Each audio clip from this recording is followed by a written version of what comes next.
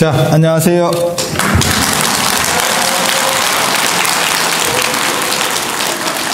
많은 것처럼 그러기는 사람도 얼마 없구만. 근데 모르겠습니다. 제가 올해가 어떻게 보면 기후변화가 가장 심한 것 같다라고 하는 느낌을 제가 받거든요. 그래서 얼마 전까지 굉장히 추웠다가 갑자기 또 뭐 더워지고 이렇게 조심들 하세요. 이렇게 급변할 때 가시는 분들 많습니다. 그래서 어른들은 조심하셔야 돼요, 진짜. 그리고 이 절에 이렇게 제가 오래간만에 온 것 같은데요. 와 보니까 참 꾸준하다 싶다. 내가 좀 야, 나 같으면 시켜도 내가 저렇게까지는 못할 것 같은데. 나 정광훈 목사인 줄 알았어. 그 팀도 참 대단하다라는 생각을 하거든요. 혹시 요거 나눠드린 거 요거 읽어보셨어요? 불광법회. 제가 윤달에 대해서 우리 여기 관계자분께서 내용 뭘 할래요? 이렇게 말씀을 하시길래 제가 이제 윤달 가까우니까 이런 큰절에서는 윤달 뭐 관련된 걸 안 하겠나 싶어서 윤달 얘기를 한번 할까 싶었는데, 윤달 얘기, 윤달 할 거예요. 할 거예요. 그래서 윤달 얘기를 조금 줄이고 연등 얘기를 하는 게 더 좋을 것 같다라는 생각이 갑자기 들었어요. 여기 와 보니까 앞에도 시끄럽고 뭐 그래서 연등 얘기가 더 급하겠다. 윤달보다 연등이다. 이렇게 생각을 갑자기 바꿨습니다. 진짜 아마 이거는 우주에서도 이런 인연이 있나 싶은 것 중에 하나가 달입니다. 여러분이 생각하시는 것보다 달이 진짜 특이한 놈이에요.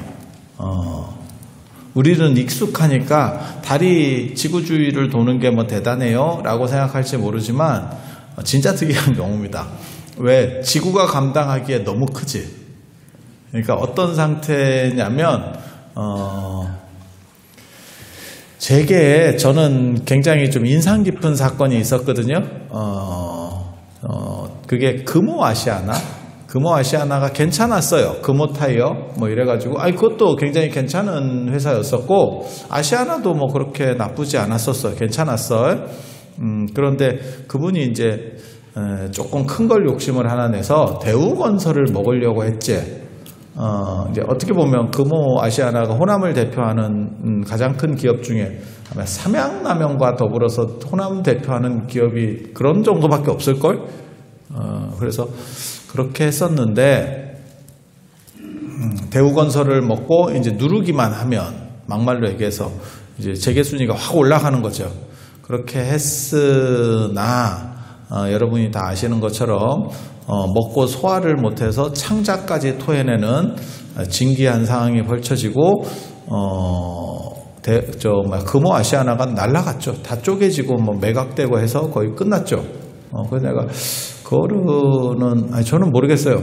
생일날 그 스튜디오 3 이렇게 춤도 춰주고 한다는데 그거 이제 더 이상 못 봤다 보겠다라는 생각을 했었거든. 재밌잖아. 재밌는 얘기 하는 거라고. 듣기 싫으면 밖에 나가서 데모해.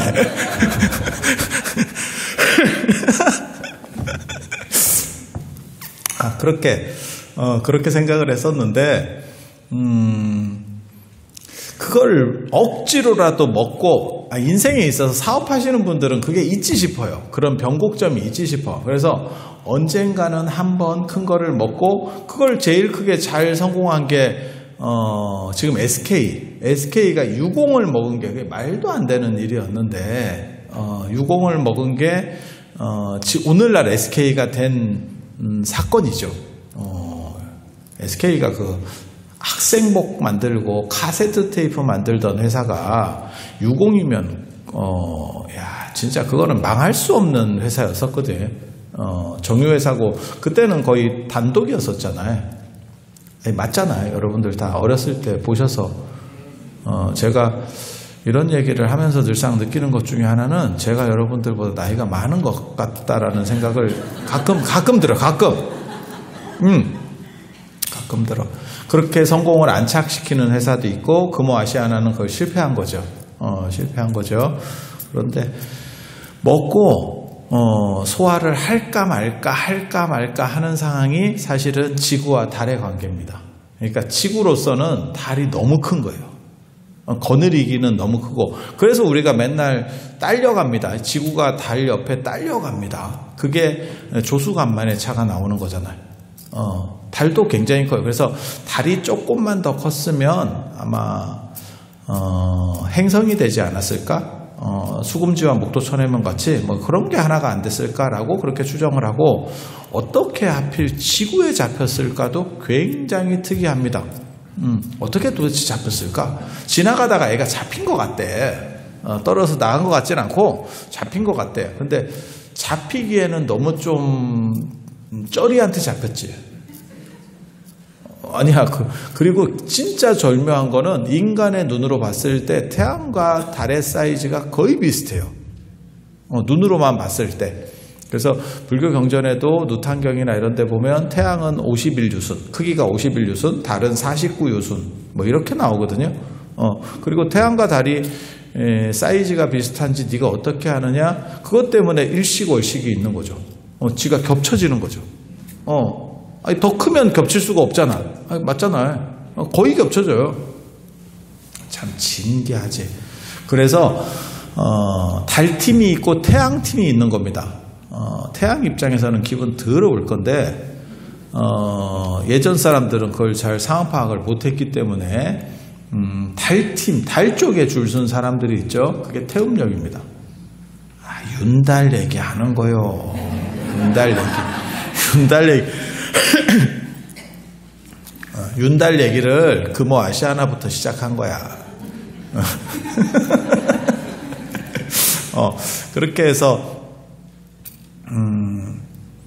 달 쪽에 줄 쓴 사람이 태음력이 되고 태양 쪽에 줄 서는 사람이 태양력이 되는 거예요. 그리고 유목문화는 태양 중심의 태양력을 주로 썼고 태양과 황도 12궁 그리고 북극성과 북두칠성 이게 이제 유목문화의 특징입니다. 그리고 참고로 말씀드리면 유목문화 쪽에서 어떻게 보면 점 보는 게 더 일반화돼요. 그래서 점성술이라고 하는 거고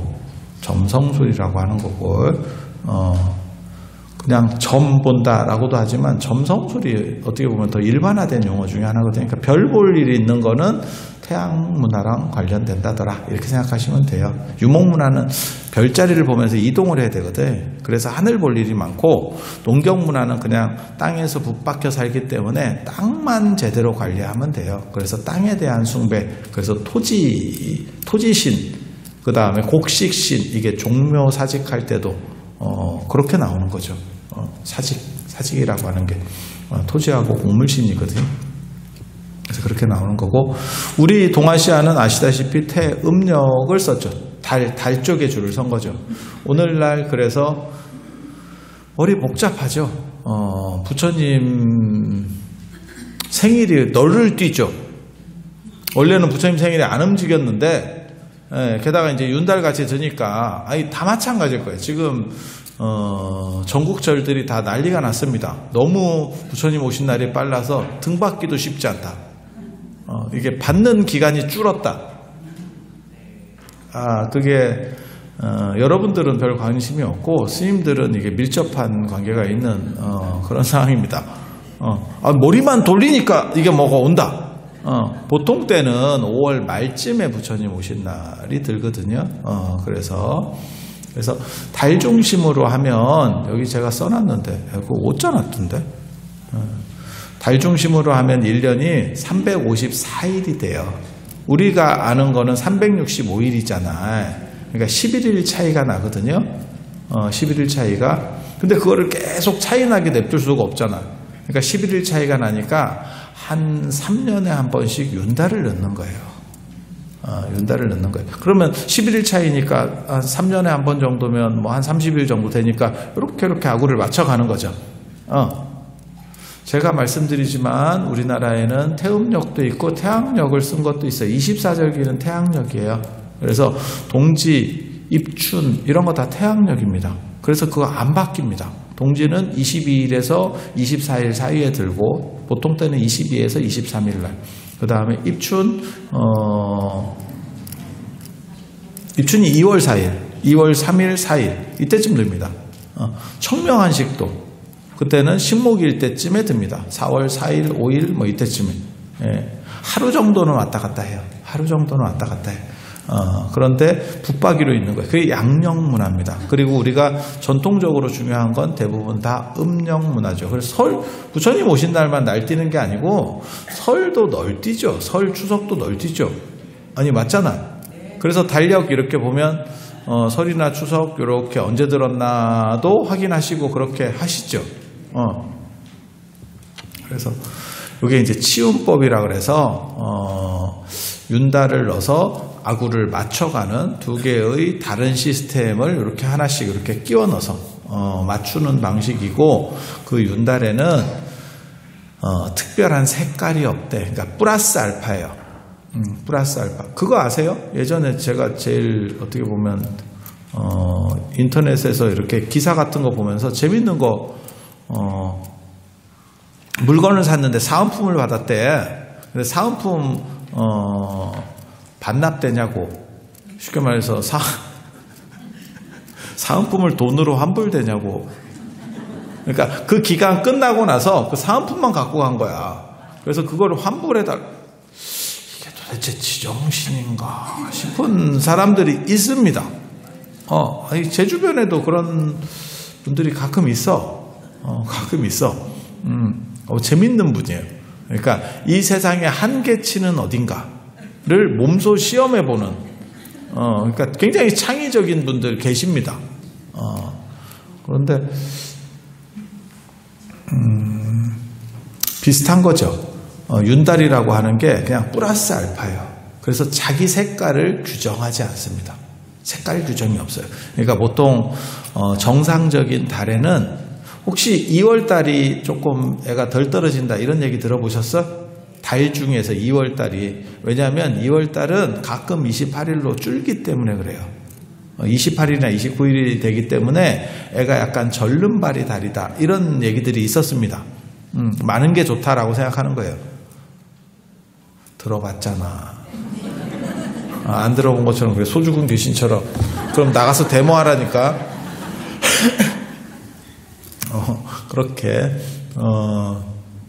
그렇게 되는 거고, 이거는 이제 한 달 자체가 없는 거예요. 한 달 자체가. 그래서 그런 거를 이제 공망이라고 합니다. 공망. 비었다. 팔공산, 이것처럼. 저 대구 팔공산 아니고요. 화투공산처럼, 비었다.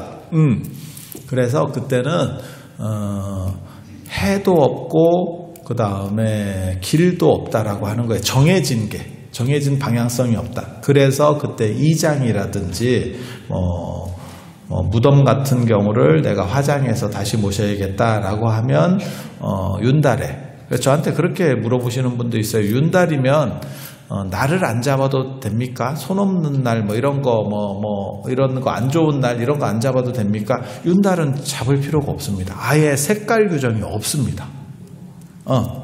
그러니까 서비스로 받은 그 제품에는 물건을 사고 본품을 사고 서비스로 받은 거는 AS가 안 되는 거하고 똑같은 거예요. 그냥 그렇게 생각하시면 돼. 그래서 그렇게 나쁜 게 없다라는 게 한 가지 특징이고, 또 한 가지 특징은 그때 좋은 걸 하면 플러스 알파가 된다라고 하는 게 있어요. 그래서 윤달에는 날 안 잡고 해도 돼요. 윤달에 이장하고 뭐 해요? 그러면 날 안 잡고 해도 돼요. 요즘은 이장보다는 화장하시는 분들이 있어요. 전에 이제 묘소를 이제 이렇게 영화 제목으로 얘기하면 파묘제. 아니 맞잖아요. 그냥 있는 얘기 하는 거예요. 파묘가 원래 그렇게 좋은 뜻의 단어는 아닙니다. 그런데 그렇게 해서 이제 뭐 화장해서 모시고 그런 분들,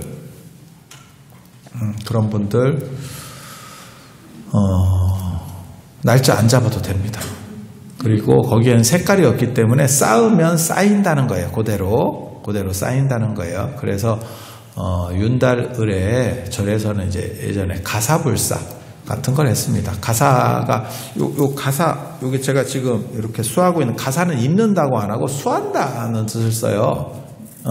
그게 드리울 숫자인데 일반 옷하고 달라요. 일반 옷은 우리가 끼우는 옷입니다. 이렇게 맞잖아요.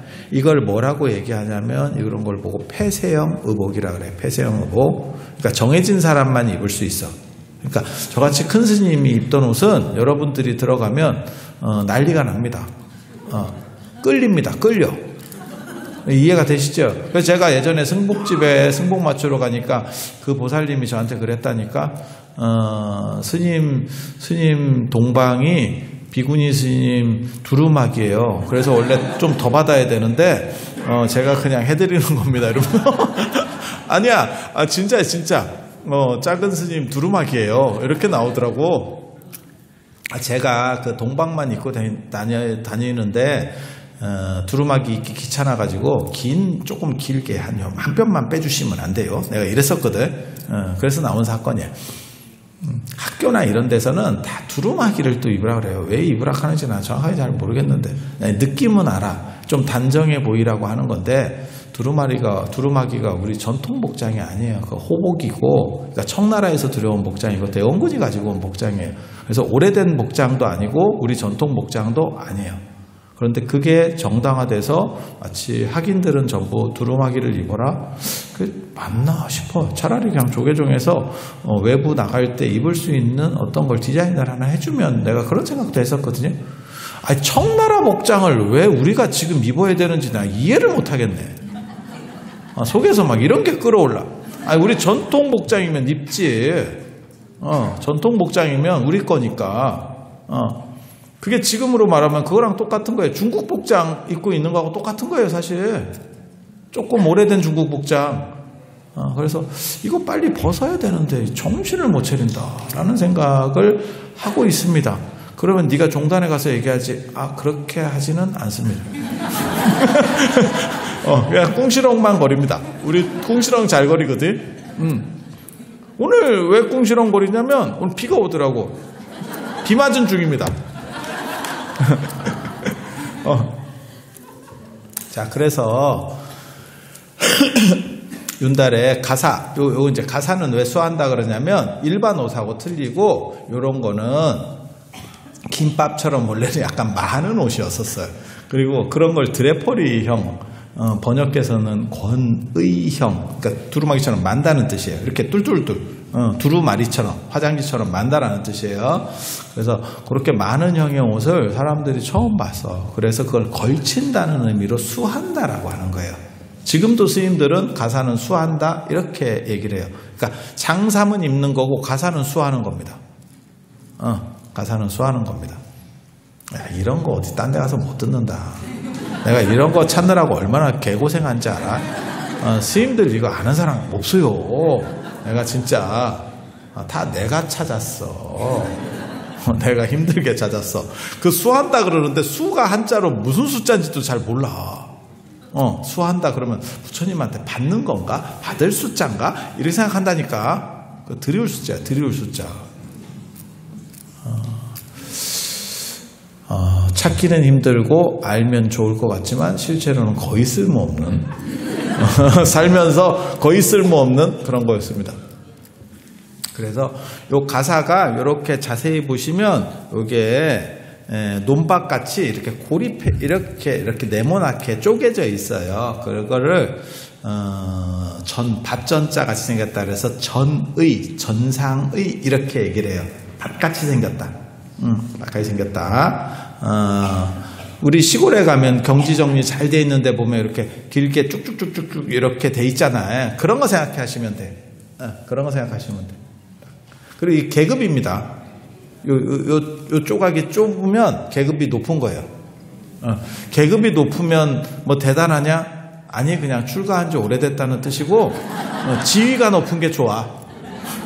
지위가 나이 많다고 좋으냐? 아니, 사회적 지위 높은 게 좋아. 똑같아. 이 바닥도 똑같아. 그리고 이거 계속 늘어나면, 지공 이런 거 안 해줍니다. 그냥 스님들은 끝입니다. 지공 몰라? 지하철 공짜로 타고. 그냥 이름만 하나씩 바꿔줘. 종사, 대종사, 이렇게, 그런 상황입니다. 그래서 이거를, 예전에는 밭이야. 논농사는 전 세계적으로 굉장히 좀 드물어요. 그건 강우량이 많은 데서 있기 때문에. 그래서 중국은 논농사가 잘 안 돼요. 중국은 남쪽에는 되는데 거기가 중국의 주류가 아니거든. 그래서 중국은 대부분 밭농사 중심입니다. 그리고 그건 전 세계적으로도 비슷해요. 전 세계적으로도 밭농사 영역이 훨씬 큽니다. 물을 관리하고 그 다음에 비도 많이 와야 되고 그 다음에 물을 관리할 수 있느냐가 논농사의 관건이거든. 근데 이거는 상당히 힘든 조건이에요. 우리가 논농사를 너무 많이 봐서 그래. 실제로 전 세계에 가면 굉장히 힘듭니다. 그래서 그렇게 돼 있고, 그래서 중국에는 한자에 논이라고 하는 글자가 없습니다. 한자에는 논답자는 한국에서 만들어진 글자예요. 그래서 밭전자 위에다가 물수자를 쓰죠. 그래서 물이 채워진 밭이 논이라는 거예요. 그래서 밭농사보다 논이 훨씬 뒤에 나오는 거고, 중국은 일반화되지 않았다는 걸 알 수 있어요. 그래서 요거를 예전에는 밭같이 생긴 옷이라 해서 전의 밭옷, 이렇게. 그리고 이런 걸 입은 스님들을 뭐라고 그랬냐면 복전이라고 했습니다. 복전, 복밭 이런 뜻이에요. 그래서 거기다 심으면 10배, 20배가 나온대. 그래서 복전이라 그랬다고. 거기서 나오는 나중에 말이 복전함입니다. 복전함. 그래서 복전이라는 표현은 원래 스님을 지칭하던 표현입니다. 두 종류가 있었던 것 같아요. 하나는 복전이라고 하는 거는 약간 기도나 이런 것 좀 잘해주는 스님. 그리고 이제 법문하고 이렇게 조금 지위가 높은 스님은 사라 그랬어요. 스승사자. 월명사, 충담사 이런 스승사자를 쓰면 이거 약간 좀 급이 높은 사람 이렇게 나눴던 것 같아요. 요즘으로 말하면 기도 스님, 그 다음에 법사 스님 이렇게 나누듯이 옛날에도 그런 게 좀 있었던 것 같아요. 그리고 스승사가 원래 불교에서 나오는 용어예요. 그래서 지금도 중국에는 사부라고 불러요. 스님을 사부라고 불러. 그리고 우리는 스승사자를 안 쓰는데 그게 원래 스님이 승님, 승가에서 나오는 거예요. 승님, 스님, 스승님이 같은 거예요. 그래서 조선 초기에 훈몽자매나 이런 데 보면 스님에서 스승님이 나왔다라고 하는 게 다 기록이 되어 있습니다. 명칭상으로 그렇게 되어 있어요. 그러니까 스승이라는 표현 자체가 원래는 스님을 가리키는 표현이에요. 그러니까 스승은 우리 표현이고 스승 사자는 중국식 표현이에요. 선생을 나타내는 중국식 표현이에요. 그래서 중국에서는 사부라고 불러. 왜 사부라고 부르느냐? 군사부일체 그런 생각하시면 돼요. 그래서 사부라고 부르는 거고, 우리는 스승이라고 불렀던 거예요. 우리 스승의 은혜 이런 거 있잖아요. 그게 원래는 스님의 은혜입니다. 참. 예전에는 스님들이 지식인들이 많이 있었거든. 그래서 그렇게 되는 거예요. 그래서 윤달에 복을 받기 위해서 이제 이렇게 가사불사를 하는 경우도 있고, 예전에는 많이 있었어요. 이 가사불사 하는 게 저희 어렸을 때도 많이 있었는데, 제가 출가하고도 많이 있었는데 언제 없어진다라고 저는 보냐면 종단에서 종단 가사를 만들면서 많이 없어졌어요. 이유가 뭐냐면 지금은 가사불사를 해서, 전에도 누가 가사불사 했다고 저를 가사를 작년인가 재작년인가 하나를 주더라고. 못 입습니다. 종단 표준 가사는 여기 나오는 거 모르겠네. 여기 아닌가? 여긴가? 이름이 있어요. 제 이름이 있어요. 이름하고 품계가 있어. 아니, 우리 스님들은 다 아시는 얘기예요. 이게 입었을 때는 안 보이게 되고 이렇게 접어놓으면 딱 이름이 보이게 돼 있어. 그렇게. 그리고 그러니까는 신청을 하면 종단 스님들은 신청을 하면 그 가사원이라는 데서 그 법계에 맞춰서 그 양반 계급에 맞춰서 가사를 주고 사이즈도 다 있어요. 우리가 사이즈가 거기 다 들어가 있어. 그래서 그렇게 하고 그 다음에 점안을 해서 가사는 이렇게 다 만들어서 그냥 읽는 게 아니고 부처님 앞에 놓고 점안을 해요. 그러니까 이 가사를 살려내는 의식이 있어. 그게 점안시거든요. 가사 점안. 그러니까 불상 점안도 있고 돈도 점안한다. 돈도 점안한다.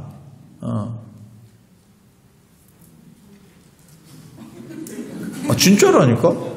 불상저만이나 태화저만은 많이 들어보셨잖아. 많이 봤잖아. 그게 속된 것을 성스럽게 만드는 변화의 원리거든. 변화의 원리.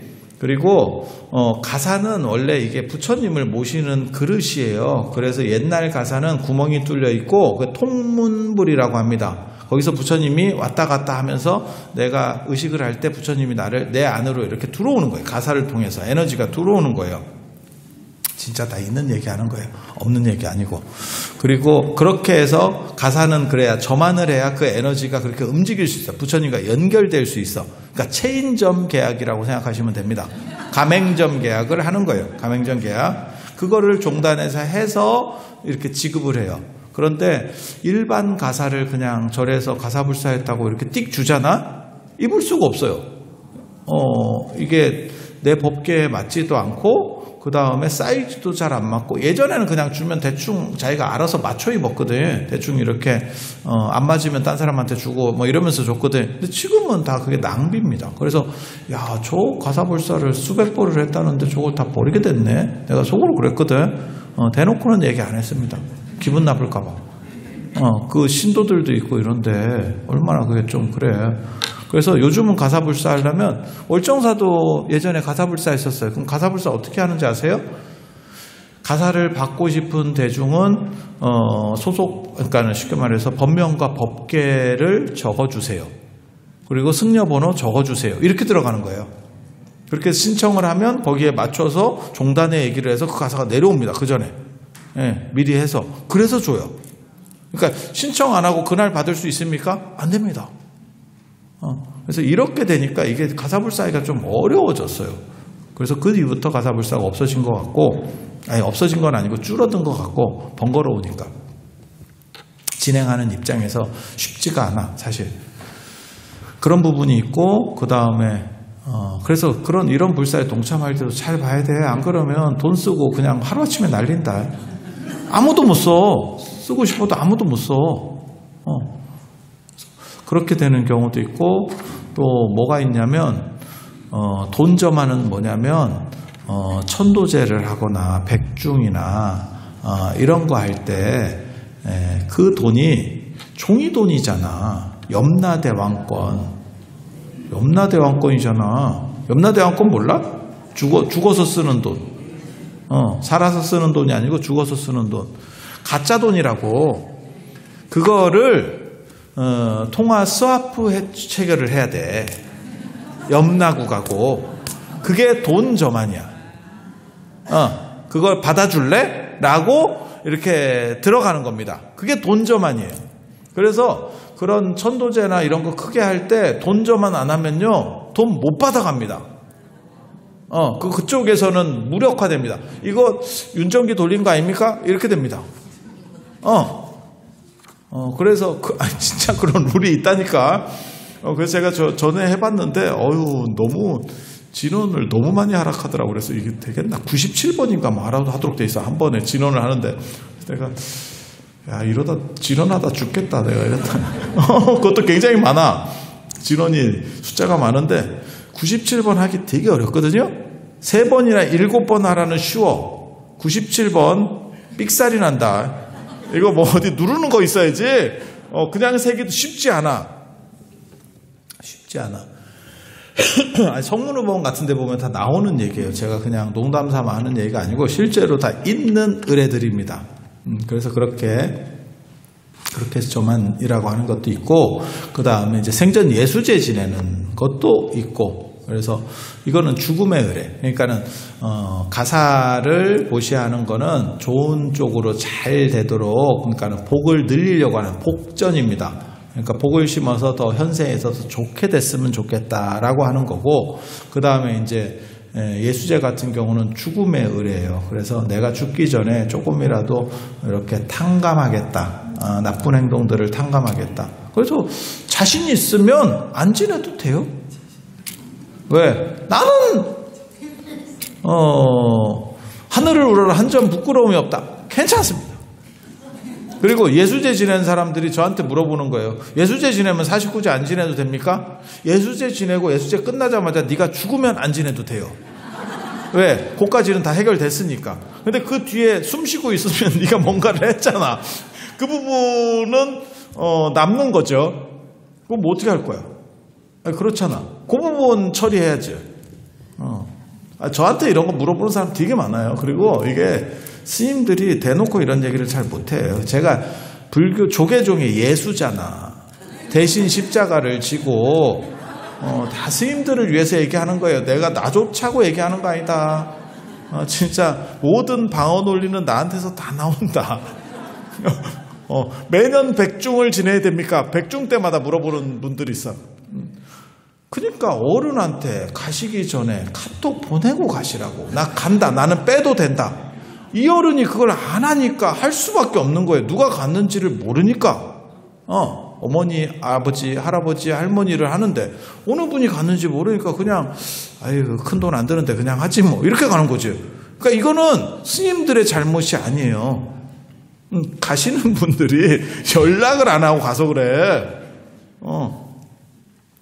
그래서 그런 부분들이 있고, 그리고 제가 우리 스님들을 또 대신해서 제가 연등 얘기 또 해드립니다. 연등 얘기. 저도 굉장히 슬프다는 생각을 해요. 제가 일제강점기 때 스님들, 제가 어렸을 때 그런 분들하고 얘기를 좀 많이 했거든요. 제가 그리고 저는 할아버지 할머니랑 오래 좀 같이 살았었기 때문에 노인들에 대해서 별로 두려움이 별로 없어요. 약간 이렇게. 그래서 살살살살 이렇게 얘기를 하면 그 양반들이 할 일이 없어가지고 저한테 얘기를 많이 해줬거든. 그 연등 만드는 얘기, 뭐 부처님 오신 날 어떻게 했다는 얘기, 뭐 도지 받으러 가서 뭔 사건이 벌어졌다는 얘기, 뭐 별놈의 얘기를 다 해. 예. 진짜 진귀한 이야기를 제가 많이 들었는데, 큰절들은, 제가 그때 들은 얘기는 뭐였냐면, 큰절들은 부처님 오신 날 등값 안 받았다를 얘기를 하십니다. 그건 축제지. 왜 부처님 오신 날 등값을 받느냐. 이렇게 얘기하시더라고요. 근데 그게 경제구조, 그러니까 사찰에, 소득구조가 바뀌어서 그래요. 산이 많았고, 절은 산이 많잖아요. 산이 많다 보니까 거기서 도지나, 예전에는 그게 화전민들 뭐 이래갖고 그런 데도 다 도지가 나와요. 그리고 나무 채굴건, 그러니까 나무를 베서, 나무꾼들이 있잖아. 그러니까 그것도 돈이에요. 그리고 버섯 채굴건, 숯 채굴건, 이게 다 돈입니다. 그러니까 나무를 베서 숯 만드는 거를 돈을 이렇게 줘. 지금도 버섯 채굴건 같은 경우는, 저 송이 나올 때 보면 있어요. 모르겠어요. 뭐 경주 남산에도 막 줄을 쳐놓고 어떤 놈이 뭐 얘기를 하는데 내가 보기에는 경주 남산 같은데 그게 가능하겠나 싶어. 나 사기라고 생각을 하거든. 그게 국가의 대표적인 그런 데인데 그게 정부에서 그걸 불화를 해준다고? 버섯 송이를 누구한테 채굴하라고 권한을 준다고? 상식적으로 잘 안 맞는 얘기 같은데? 근데 또 경주는 또 그런 거는 또 단속을 잘 안 합니다. 이게 시골들이 원래 그래. 그래서 몰라. 진짜 그랬을 수도 있고, 그거를 뭐 채굴권을 팔았을 수도 있고. 그래서 그 기간을 파는 거고, 채굴권은 자기가 그 안에서 채굴하는 거예요. 무슨 뜻인지 아시겠죠? 그래서 그런 돈이 무지하게 많이 나온다는 거예요. 그리고 사촌에서 이 나오는 도지도 굉장히 많대요. 그래서 이거를 받을 필요가 없대. 그리고 그래서 제가 전에도 말씀드렸었는데 일제강점기 때 일본 잘 싸우라고 비행기 사줬다고 절에서 야, 그건 좀 오반데. 해인사, 통도사 이런 데서 사줬죠. 한 단위 사찰이 그걸 살 수 있을 정도의 경제력이 돼요. 지금 한국절에서 비행기를 살 수 있는, 전투기를 살 수 있는 절은 아무 데도 없을 겁니다. 그만큼 경제력이 떨어진 거예요. 그때 그렇게 좋은 거예요. 그리고 스님들이 그때는 못 먹고 못 살던 시절에서 절에 오면 생계가 다 해결되는 시절이거든요. 그래서 스님들이 몇백 명씩도 살고 이랬었는데, 그러면 거기서 가장 똑똑한 사람을 일본으로 유학 보내줬어요. 절 비용으로. 지금 아마 하버드 가는 비용보다 더 많이 들걸요. 보통 학교라고 하는 게 다 아시겠지만 시립대, 주립대, 미국이나 뭐 이런 데 간다라고 하면 애가 공부를 좀 잘하는데 집이 그렇게 잘 살지는 못하는구나 이렇게 생각하시면 되고, 동부의 메이저 대학을 간다, 뭐 하버드를 간다 이러면 다 공부는 됐고요. 친해야 될 사람입니다. 굉장히 잘 살 겁니다. 메이저 학교에 가면 다 그런 거예요. 그래서 내 아들이 하버드 다녀요. 그럼 그냥 친하면 됩니다. 친하면 됩니다. 묻지도 따질 필요도 없습니다. 옥스퍼드 가면 더 친하면 됩니다. 영미권만 딱 그래요. 영미권만. 그래서 그렇게 되는 거고, 예전에는 아무튼 절에 돈이 되게 많았었어요. 그리고 지금도 생각해 보면 되게 재밌는 게, 제가 월정사에 있는데 월정사가 일제강점기 때 총무원장하고 종정이 전부 다 월정사 스님이에요. 그 말이 되나를 싶거든요. 사실 그건 저는 제가 이런 얘기 해도 되는지 모르겠는데 그거는 좀 아닌 것 같아. 두 가지를 같이 한 절에서 한다는 거는 그렇게 맞는 것 같진 않아. 둘 중에 하나만 해야지. 그런데 그렇게 장기간 동안 월정사가 해왔어요. 가능한 이유 중에 하나가 뭔지 아세요? 월정사는 국가를 제외하고 가장 많은 토지를 가지고 있는 게 절입니다. 사찰입니다. 사찰 중에서 가장 큰 토지를 가지고 있는 게 월정사입니다. 지금도 동대 만든다고 저 소금강 쪽 잘라서 판 게 진짜 월정사 입장에서는 참 잘못된 건데, 그때 그것만 안 팔았으면 진짜 대단한데. 그리고 그 지암 스님이 또 그때 국회의원 나간다고 해가지고 그 월정사 땅 팔아서 나갔었어. 국회의원이 됐다니까. 국회의원이 됐다니까. 재밌게도. 지금 생각하면 이게 가능한가 싶은데 다 됐어. 그때 월정사 강원여객 이런 거 다 월정사 거였었어. 지금. 그래서 돈이 많아요. 돈이 많아. 그러니까 지금하고 생각이 달라. 그래서 큰 절들은, 작은 절은 연등이나 이런 걸 받았는데 큰 절은 돈을 안 받았어요. 그랬던 것 같아요. 그냥 축제로, 서비스로. 그리고 이거 등 깍 만드는 거 있잖아요. 전부 대나무로 만들었어요. 철사 없었어요. 철사가 뭐 그렇게 귀한, 지금같이 흔한 시절이 아니잖아. 대나무로 조립을 해서 만들었다는 거예요. 그래서 그런 것들이 있어. 그런데 오늘날은 사실 이 연등이라고 하는 게 단순히 그냥, 그러니까 제가 사찰 예산에서 제가 그런 얘기 하거든요. 연등은 별도 예산으로 돼야지. 이게 지금은 경제력이 떨어지니까 사찰이 연등을 팔아서 일상 경비를 써야 되는 상황이 됐어. 그러다 보니까, 그러니까 원래는 그냥 쉽게 말해서 축제같이 해줄 수도 있고, 그 다음에 이건 그냥 플러스 알파로 그냥 버는 돈 이렇게 생각을 하면서 살아야 되는 게 정상적인 경제 구조인데, 지금은 연등을 팔아서 돈을 쪼개서 먹어야 되는 상황이 된 거예요. 그래서 기를 쓰고 모든 절에서 갑자기 동지 끝나자마자부터, 저 어렸을 때는 3월, 음력 3월 정도부터 연등을 팔기 시작하더니 조금 더 지나니까 정초 끝나고 연등을 팔아, 정월기도 끝나고 연등을 팔아. 그러더니 지금은 동짓기도, 야, 해 안 바뀌었잖아. 해 안 바뀌었잖아. 지금 현실이 지금 그러고 있는 거예요. 그래서 지금 좀 안타깝긴 한데 그만큼 상황이 좋지는 않다는 거예요. 그리고 제가 예언한 게 있거든요. 코로나 때 제가 코로나 때 스님들한테 다 물어봤었거든요. 신도 줍니까? 이렇게 얘기하면 오지는 않는데 뭐 예산이 줄진 않더라고요. 이런 식으로 얘기하더라고요. 그래서 제가 뭐라고 얘기했냐면 아마 코로나가 끝나고 한 3년 정도, 코로나가 끝나면서부터 신도가 줄기 시작할 겁니다. 그리고 코로나 끝나고 한 3년 정도 지나면 한 30%까지 다운될 수도 있을 겁니다. 제가 그렇게 얘기했거든요. 왜? 몸이 멀어지면 마음이 멀어져요. 그러니까 비대면으로 하면 대치가 될 것 같지? 그렇진 않습니다. 그리고 아마 불교보다 더 크게 흔들리는 게 기독교지 싶습니다. 그 비대면이 너무 장기화됐죠. 그래서 연등이 이게 중요해요. 그리고 꼭 연등 얘기하면 나 빈자 1등 이런 얘기 좀 안 했으면 좋겠어. 그거 구라예요. 빈자 1등 들어보셨어요? 그게 현우경 빈년 안타품에 나오는 얘기인데 현우경은 그냥 이소부와 같은 책이에요. 그게 뭐냐면 부처님에게 등불을 올리는데 등불은 부처님 당시에도 올렸을 겁니다. 등하고 향은 부처님 당시에도 있었어요. 이 두 가지는. 등하고 향은. 향 피우는 문화하고 등은. 왜냐하면 인도는 더운 지역이기 때문에 냄새가 많이 나. 그래서 인도는 그 냄새 나는 것들을 향으로다가 이렇게 정화시키는 문화가 있어요.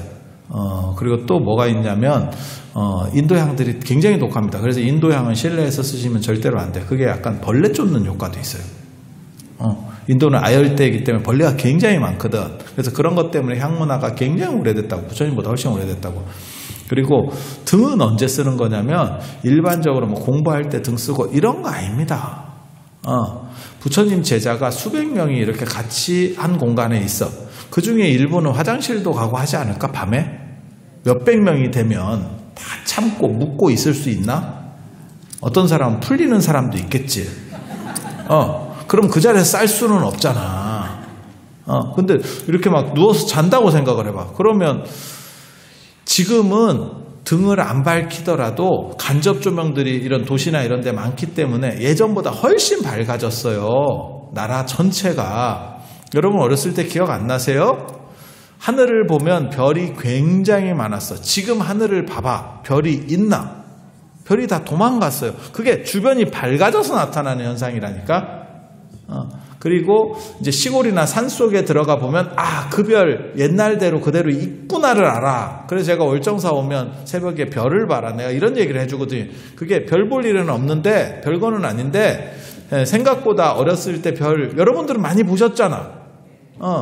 그래서 우리 그런 거 있었잖아. 이 별은 나의 별, 저 별은 너의 별 이러면서 근데 지금은 자빠져도 안 보여요. 이 별이 네 별인지 내 별인지 어디 있는지 없는지 중국에서 넘어온 황사인지 뭐 알 수가 있나? 지금 현실이 그렇잖아요. 그래서 예전에는 진짜 칠흑 같은 암흑이라고 하는 표현이 가능했었어요. 저도 어렸을 때 저는 도시에 살았지만 어렸을 때 시골 가보면 진짜 어떤 때는 이렇게 하면 이게 안 보여. 아니 아시잖아. 뭐 얘기하는지. 근데 거기서 싸는 걸 어떻게 할 거냐고. 그래서 이 대중초소에는 조그만 등 하나는 켰지 싶어. 그게 없으면 그거 밟고 당긴다 사람. 사람 밟는다. 그리고 큰 절들도 다 있었어요. 그러니까 인도 옛날 얘기 말고 우리나라 조선시대 때도 그게 다 있었어요. 그게 불울이라고 거기다가 불을 켜놨어요. 그리고 그게 불침번 있고 그래서 새벽에 도량석하고 예불이 가능한 거예요. 같은 시간에 불침번이 있었다니까요. 왜 불침번이 있냐면 그게 불이 목조 건물 속에서 쉽게 말해서 가로등 같은 걸 하나 켜놓은 거야. 그러면 이거 불 관리를 계속 해야 돼요. 연료가 오래 못 가기 때문에 나무도 넣어야 되고 그게 튀어가지고 잘못하면 전체 화재가 되기 때문에 누군가는 계속 지키고 있어야 돼. 아마 한 명도 아니고 조 짜서 지켰을 걸로 추정합니다. 정확하게 근데 그런 건 기록이 잘 안 나와. 근데 이런 거는 거의 정확할 겁니다. 그리고 그렇게 안 되면 새벽 3시인지 몇 시인지 알 수가 없어. 불침번들이 있으니까 시간을 알고 드디어 깨울 수 있는 겁니다. 그래서 등은 예전에도 있었고 그렇게 뭐 등 축제를 했다. 그건 뭐 말 같지도 않은 소리고요. 그건 국가적으로는 하면 몰라도 종교에서 그거를 부처님 당시에 한다는 거는 제가 보기에는 훨씬 후대의 이야기가 들어간 걸 겁니다. 왜? 기름이 무지하게 비싸다니까. 제가 그래서 예전에도 그 말씀을 드렸는데 전설고향에 보면 호롱불 켜놓고 싹바느질을 하는데 그게 사실은 불가능한 얘기다. 호롱불 밑에서 싹바느질을 하면 싹바느질 품값이 그 호롱불 기름값을 못 댄다니까. 그러니까 그거는 돈 있는 놈이 취미생활하는 거예요. 돈 벌려고 하는 게 아니고. 취미생활하고 직업하고의 차이가 뭐냐면 직업은 돈이 나오는 거고 취미생활은 돈이 들어가는 겁니다. 그래서 그게 기름이 굉장히 비싸기 때문에 불가능해요. 그래서 뭐 연등축제 하듯이 하는 얘기는 훨씬 뒤에 인도 문화에서 사찰이 커지면서 나오는 이야기고 부처님 당대로까지는 올라가지 않을 겁니다. 근데 등은 켜놨을 거예요. 그런데 빈녀 1등 이야기는 그거죠. 거기서 보면 그 현우경이라는 경전에 보면 다른 사람들이 큰 등들을 다 켰는데 가난한 여자가 구걸해서 얻은 돈으로 조그만 등을 켰는데 결국은 날이 새고 나서도 그 등만 안 꺼지고 계속 켜져 있더라. 그럼 지금까지 켜져 있지. 왜 꺼졌어? 야, 신심이 조금 더 오래 갈 뿐이지 계속 항구적인 건 아니었구나. 제가 예수 얘기할 때도 그 얘기 하는데 나자로, 죽은 나자로를 다시 살렸대. 또 죽을 걸 뭐하러 살려? 그럼 지금까지 살아있든지. 야, 초상비만 더 들었잖아. 초상 2번 치렀잖아. 너 때문에 힘들게. 그게 의미가 있냐? 이렇게 되는 거예요. 그래서 연등이라고 하는 게 불교가 종교화되면서 이거 연등, 이거 연꽃등 아닙니다. 불탈 연자입니다. 밝힌다는 뜻이에요. 밝힌다는 뜻이에요. 그래서 팔각등도 나오고 요 4월 말에 연등 축제 하거든요. 저도 거기 가는데 유네스코 무형유산이잖아. 그래서 연등 축제 하는데 거기 가보면 별로 등이 다 있죠. 연꽃등만 있는 게 아니고 뭐 용도 나오고 봉황도 나오고 뭐 부처님도 나오고 사천왕도 나오고. 그게 가능한 건 뭐냐면 그게 불탈 연자이기 때문에 그래요. 그러니까 밝으면 다 연등인 거지 연꽃등이라는 의미가 아니라고. 그래서 그게 가능하고 그거는 동국세식이나 뭐 열왕세식이나 이런 데 봐도 조선시대 때도 그렇게 했어. 그렇게 했어. 그래서 그게 다 족보가 있는 이야기들입니다. 그리고 이제 마지막으로 제가 드리고 싶은 말씀은 여러분 핸드폰 있죠? 핸드폰 있죠? 핸드폰으로 음악이나 이런 거 들으세요? 그러면 여기다 이렇게 꽂아서 듣는 경우도 있고 이렇게 해서 이어폰 꽂아서 듣는 경우도 있고 그 다음에 저거 있잖아. 이렇게 콩나물 같은 거 에어팟 뭐 안 그러면 갤럭시에서도 그런 거 나오잖아. 버즈 뭐 이래가지고 나오면 그거 이제 귀때기에 이렇게 꽂아가지고 듣기도 하고 그리고 이제 까불락거리다가 하나 또 이제 그 엘리베이터 사이에 떨어뜨려가지고 기분 더럽고 뭐 이런 별 일이 다 있어. 그런 거 써보셨어? 그게 값이 돈 10,000원짜리부터 저 에어팟, 애플 에어팟 같은 경우는 한 40만 원 할걸? 맞죠? 그래서 그거 잊어버리고 막 짜증내는 사람들 내가 여럿 봤거든? 또 비싼 거 쓰다가 귀때기에서 흘리는 거야. 근데 그냥 잊어버리는 경우도 있고 진짜 짜증나는 거는 야 저건 진짜 짜증나겠다. 아니 내가 엘리베이터 사이에 그 틈에 떨어지는 경우도 한번 목격을 했고 지하철 기다리다가 거기서 떨어뜨리는 사람도 봤고 곧 내려가야 되나 말아야 되나 5만 번뇌를 하더라고.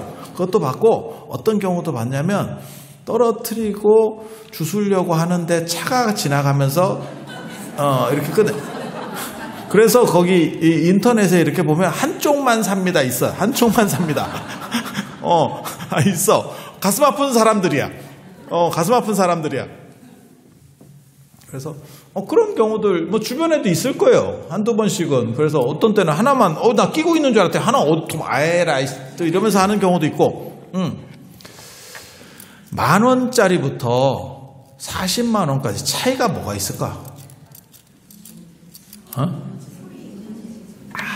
그게 우리 생각에는 그게 뭔 큰 차이가 있어. 아니 저도 뭐 비싼 거는 안 쓰는데 그냥 들으면 됐지. 내가 무슨 뭐 대단한 그거를 뭐 귀소몰리에도 아니고 내가 뭐 그거 뭐 대단하게 뭐 차이가 있어. 우리는 그렇게 생각하는 사람인데 이게 이 스피커 쪽과 관련해서 예민한 사람은 진짜 돈 무지하게 갖다 막 씁니다. 그래 뭐 진공관으로 해야 된다는 둥, 뭐 전선을 은으로 만들었다는 둥, 뭐 별놈 다 있어요. 그래갖고 막 거기다가 몇 천만 원, 막 억 단위를 박는 사람도 있어. 음향기기에. 아니 진짜. 아니, 나쁘다는 얘기를 하는 건 아니야. 자기가 그게 좋으면 할 수도 있어. 그리고 중요한 건 20만 원짜리하고 30만 원짜리를 꽂았을 때, 귀에 꽂았을 때 우리는 같은 사람은 큰 차이를 못 느끼는데. 만 원짜리하고 40짜리를 꽂잖아? 분명히 차이가 느낍니다. 맞죠? 그거 못 느낄 정도면, 예수제 지내기 전에, 49제 준비해야 돼. 지금, 진짜 얼마 안 남은 거다. 진짜 얼마 안 남은 거야. 그건 우리 같이 예민하지 않은 사람도 느낄 수 있어. 그죠? 그러면 그게 핸드폰이 40짜리는 내가 더 좋은 음질을 내주고, 10짜리는 좀 거지 같은 음질을 내주고, 만 원짜리는 그냥 소리만 질러줄까? 이렇게 생각할까? 핸드폰은 아무 차등이 없어. 똑같이 소리를 뿌려주고 있는 거야. 그 기계, 우리가 받는 그 기계 차이가 있는 거지. 맞지? 그래서 연등도 부처님이 차이가 있는 게 아니고 연등이 비싸면 공덕 차이가 나와. 공덕 차이가. 부처님 차이 아니다. 저한테 물어보는 사람이 꼭 그런 거 물어보거든. 부처님이 비싼 연등을 더 좋아합니까? 앞자리 더 좋아합니까? 큰 거 좋아합니까? 아니야. 부처님은 다 똑같아. 마치 핸드폰에서 음악이 똑같이 나오듯이. 그런데 40짜리하고 만원짜리하고 다르다. 만원짜리하고 달라. 그리고 그거는 누가 갖추는 거냐? 이거는 핸드폰 회사에서 해주는 것도 아니고 그게 아니야. 너가 스스로 사서 추가하는 거야. 거기서 차이가 난다. 내가 이런 얘기 스님들 못합니다. 그래서 내가 조계종의 예수라고 하잖아. 스님들한테 대놓고 물어보는 사람도 있어. 비싼 거 하는 게 더 좋습니까? 이러면 스님들이 그럼 뭐라 할 거야. 자기가 받는 입장에서 알아서 하지 이런 생각을 하지만 차마 말을 못하니까 뭐 그냥 형편대로 이렇게 하시면 됩니다. 정성이 중요하죠. 이렇게 빈년 안타 그거 불 꺼졌다니까. 불 꺼졌어. 똑같이 꺼졌어. 지금 안 남아있어. 그래서 그런 생각 자꾸 하지 마시고, 그런 생각 마시고, 조금, 이렇게 마음을 내서 나는 음질을 조금 좋게 해야겠다. 나는 나 자신을 무시할 수 없다. 나를 그렇게 싸게 만들 수 없다. 나와 내 가족이 싸질 수는 없다. 이런 생각을 해서, 조금씩 이렇게, 업그레이드를 해주시면 다 어렵다는 생각은 해. 그런데 우리 스님이 일주일에 한 번씩 저런 오케스트라를 밖에서 들으면서 얼마나 힘들겠어. 야, 목소리 쩌렁쩌렁하게 잘하더라. 그거 뭐 전문가인가 싶기도 하고. 그걸 1년이 넘게 들으면 나중에 머릿속에서 안 해도 들릴 것 같아. 안 해도. 그래서 저도 개인적으로 이 절이 이렇게 시끄럽게 봄이 왔는데도 봄 같지 않은 상황이 연출되는 게 굉장히 안타깝게 생각합니다. 앞을 보고 뛰어도 지금 처질까 말까 하는 시절에 지금 한국 사회 전체가 다 마찬가지예요. 왜냐하면 축소 시대로 접어들고 있기 때문에 변곡점은 이미 지났죠. 인구가 줄고 있습니다. 지금. 아시는지 모르겠는데 우리는 최고 인구 정점의 시대를 몇 년 전에 지났습니다. 그리고 계속 이제 줄어들고 다 축소될 수밖에 없는 상황들을 살고 있는 거고, 그런 상황에서 모두가 단합해서 앞을 보고 뛰어도 지금 처질까 말까, 제자리를 유지할까 말까 하는 삼성도 문제가 있어서 죽을 정신으로 간다. 라고 할 정도의 발표가 나온 상황인데, 그래서 이렇게 분열되고 시끄러운 것들이 참 안타깝게 생각을 합니다. 그래서 이런 문제가 조속하게 좀 해결되기를 바라고, 우리 동명 스님이 굉장히 바르게 잘 사시는 분이에요. 그래서 조금이라도 힘을 실어준다는 차원에서 음질 좋은 에어팟 보내드립니다.